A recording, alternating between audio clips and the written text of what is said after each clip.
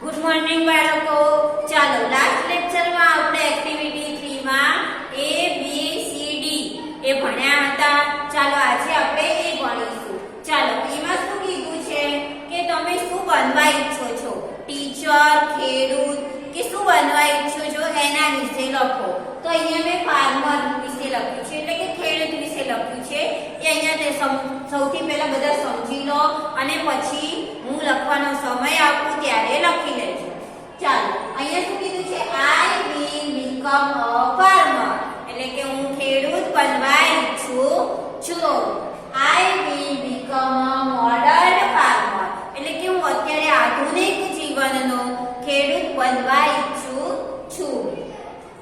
I will become a farmer because, એટલે કે હું ખેડૂત બનવા માંગુ છું કારણ કે I love nature and pollution free life, એટલે કે મને કુદરતી જગ્યા ગમે છે અને પ્રદૂષણ મુક્ત જીવન જીવવું ગમે છે. I will not use chemical fertilizer to grow crops, એટલે કે હું કોઈ પણ રાસાયણિક ખાતરોનો ઉપયોગ કરીને છોડ કે શાકભાજી ઉગાડીશ નહીં. I will grow organic crops, vegetables and fruits, એટલે કે હું રાસાયણિક ખાતર એટલે કે જે આપણે છાણિયું ખાતર ને હોય એના દ્વારા શાકભાજી અને ફળો ઉગાડીશ.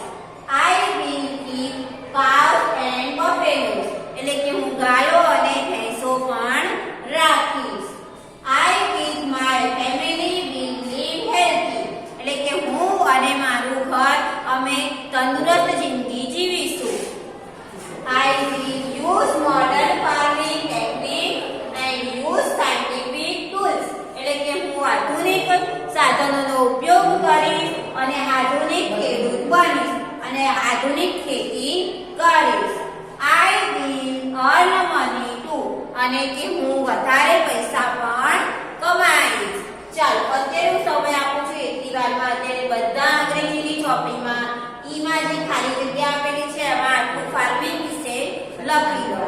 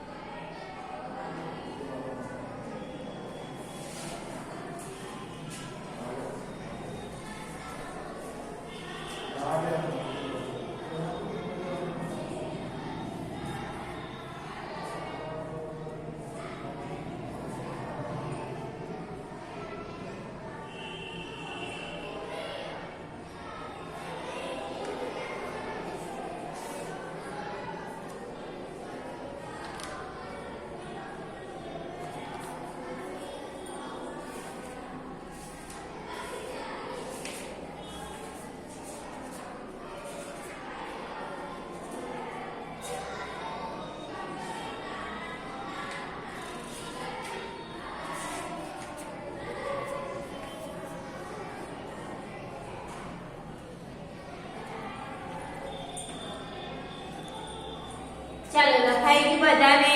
ચાલો હવે પાછળના પેજ ઉપર જુઓ. F આપેલું છે કે વર્ક ઇન ગ્રુપ, એટલે કે જૂથમાં કામ કરો. Discuss what will you not do, એટલે કે તમે એ વિચારો કે તમે શું નહીં કરી શકો. You can write it in Gujarati, એટલે કે તમે એ ગુજરાતીમાં પણ લખી શકો છો. તો ચાલો આપણે અહીંયા F નું અહીંયા લખું છું, એ તમારે મારી સાથે લખવાનું છે. ચાલો સૌથી પહેલા નંબરનું છે કે you are a principal, એટલે કે તમે પ્રિન્સિપલ છો. તો ચાલો એમાં લખો I will not insist on completing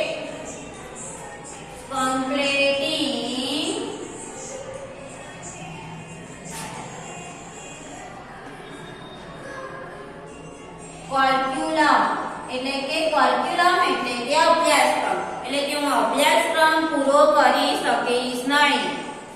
I will not force the teacher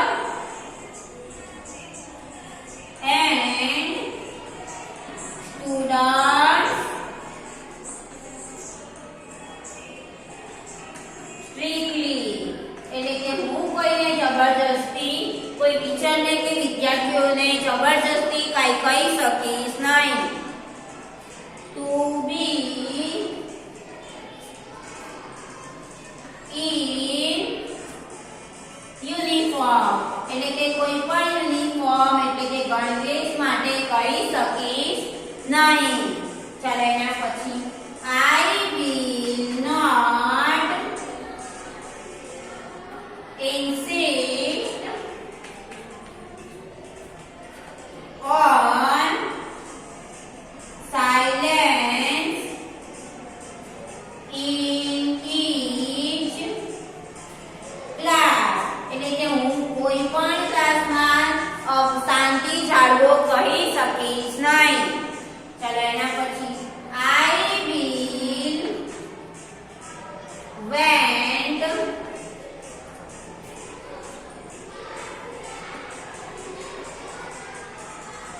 discipline but not the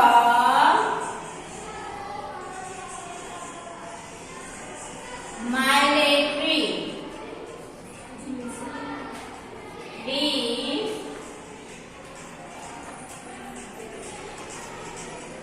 Discipline.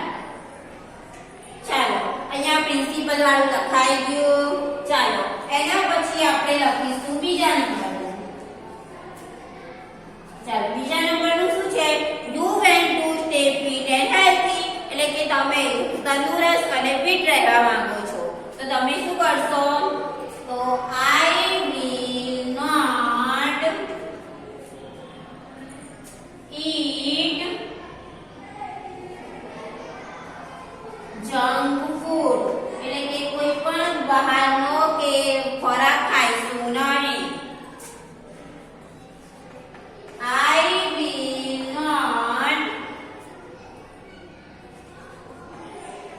miss a day without exercise એટલે કે હું એક પણ દિવસ એક્સરસાઇઝ એટલે કે કસરત કર્યા વગર છોડીશ નહીં. I will not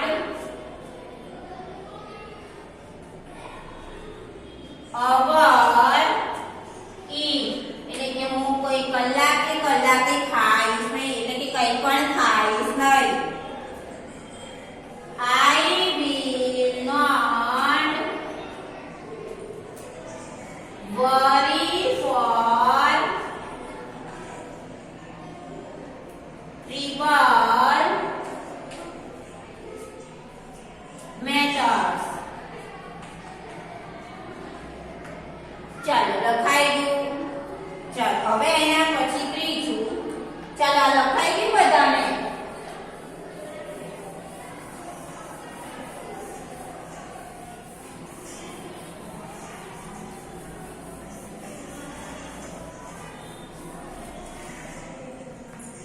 ચાલો હવે ત્રીજું છે. ત્રીજામાં શું કીધું છે કે you have an annual examination next week એટલે કે તમે વાર્ષિક જે એક્ઝામિનેશન હોય એના આયોજન કરો છો છે પછીના અઠવાડિયે તો શું નહીં કરો?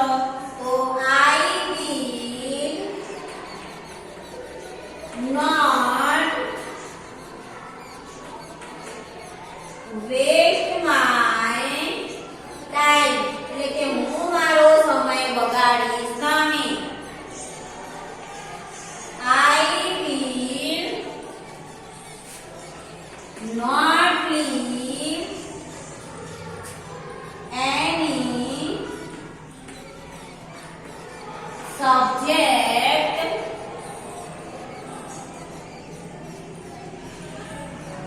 untouched એટલે કે હું કોઈ પણ વિષય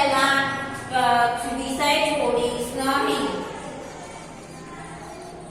I will not keep awake at late night એટલે કે હું મોડી રાત સુધી પણ કામ કરવાનું છોડીશ નહીં. I will not neglect my health. ચાલો આ 3 પેરેગ્રાફ લખી લો.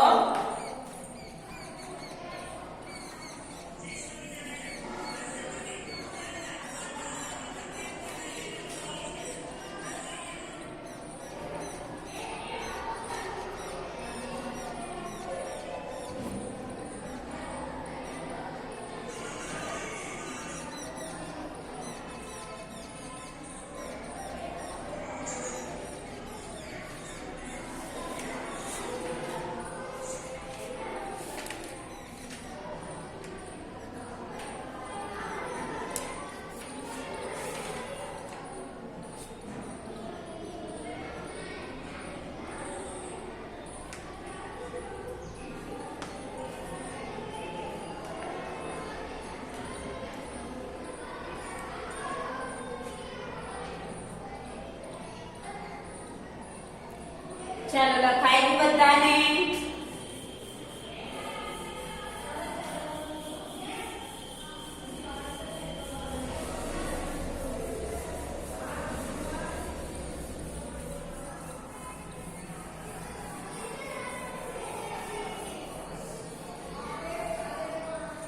ચાલો હવે આપણે જે એક કોષ્ટક આપેલું છે એ આપણે લખીએ. ચાલો જીમાં શું છે, પોસ્ટ આપેલી છે, એના પછી આપેલું છે નેમ, એના પછી છે એજ્યુકેશન એટલે કે શું ભણેલા છે એ, પછી શું છે કે સબ્જેક્ટ ઓફ ઇન્ટરેસ્ટ એટલે કે એમને કયા વિષયમાં રસ છે એ લખવાનું છે. તો ચાલો અહીંયા લખીએ. ચાલો સૌથી પહેલું આપેલું છે કે યોર ફેવરેટ ટીચર, તો કે તમારા મનગમતા ટીચર, તો એમનું નામ આવશે ગોપીબેન પટેલ. એમનું એજ્યુકેશન શું છે, તો BSc BEd. ચાલો એમને કયા વિષયમાં રસ છે, તો મેથ્સ એટલે કે ગણિત, પછી શું કીધું છે મેકિંગ એક્સપેરિમેન્ટ એટલે કે એમને એક્સપેરિમેન્ટ અનુભવ કરવાનું ખૂબ જ ગમે છે.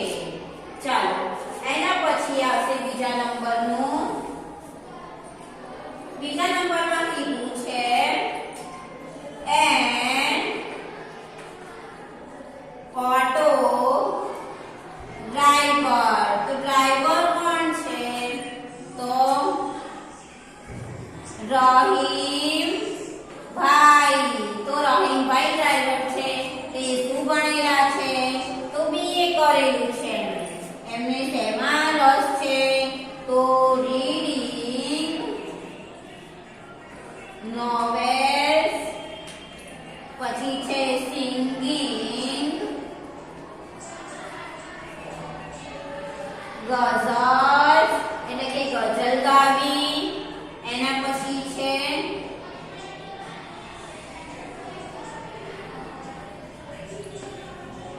કમ્પોઝિંગ ગઝલ એટલે કે ગઝલ લખવી.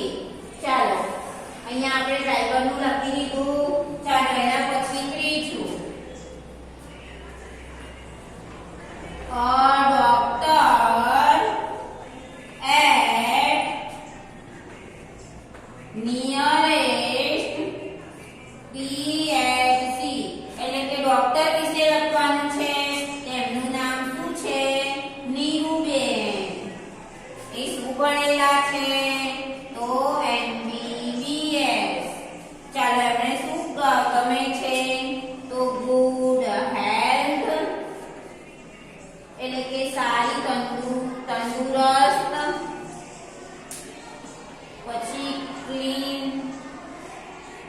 ક્લીનનેસ એટલે કે ચોખ્ખાઈ ગમે છે. એના પછી હેલ્પિંગ પીપલ એટલે કે લોકોની મદદ કરવી ગમે છે. ચાલો એના પછી છે ચોથું. ચોથામાં શું છે? અ શોપકીપર એટલે કે દુકાનદાર. તો દુકાનદારનું નામ શું છે? રઘુભાઈ. ચાલો રઘુભાઈ શું ભણેલા છે? તો એસએસસી એટલે કે 10 પાસ. ચાલો એમને શું ગમે છે? તો વોચિંગ બર્ડ્સ એટલે પક્ષીઓ જોવા ગમે છે. પછી ઓનેસ્ટી એટલે કે પ્રામાણિકતા ગમે છે. અને ક્લીન લાઇન્સ એટલે કે ચોખ્ખાઈ ગમે છે. ચાલો એના પછી પાંચમા નંબરે. ચાલો પાંચમા નંબરે શું કીધું છે? તલાટી. ચાલો તલાટી. તો તલાટીનું નામ શું છે? હરિભાઈ. ચાલો એ શું ભણેલા છે? તો બીકોમ કરેલું છે એમણે. એમને શું ગમે છે? તો help poor farmer of village એટલે કે ગામના જે ગરીબ ખેડૂતો હોય એમની મદદ કરવી ગમે છે. ચાલો આ કોષ્ટક અત્યારે પૂરું કરી દો.